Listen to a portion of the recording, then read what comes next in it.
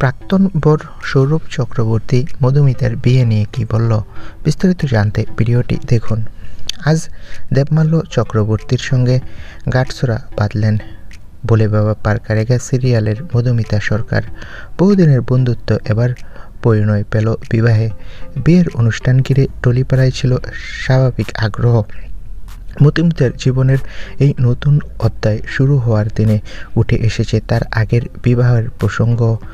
কেরিয়ারের একেবারে শুরুতে অভিনেতা সৌরভ চক্রবর্তীর সঙ্গে তার বিয়ে হয়েছিল, যদিও সেই সম্পর্ক বেশ কয়েক বছর আগেই শেষ হয়ে যায়। মধুমিতা ও দেবমাল্যর বিয়ে নিয়ে প্রাক্তন স্বামী সৌরভ চক্রবর্তীর বক্তব্য জানতে চাইলে তিনি জানান, বিয়েতে তিনি উপস্থিত ছিলেন না, তবে মধুমিতার জন্য তার শুভকামনা রয়েছে।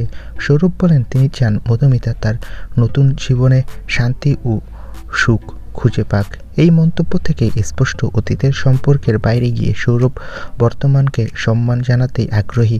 মধুমিতার জীবনের নতুন অধ্যায় নিয়ে তার বক্তব্য ছিল সংক্ষিপ্ত ও ইতিবাচক। সব মিলিয়ে আজকের দিনে আলোচনার কেন্দ্রবিন্দু মধুমিতা ও দেবমাল্যর বিয়ে হলেও প্রাক্তন স্বামীর প্রতিক্রিয়া ছিল সৌজন্যমূলক। তো বন্ধুরা, এই বিষয়ে তোমাদের মন্তব্য কী কমেন্ট বক্সে জানিয়ে দাও। আর টেলিপাড়ার সব তারকাদের আপডেট পেতে আমাদের চ্যানেলটি সাবস্ক্রাইব করে রাখো। ধন্যবাদ।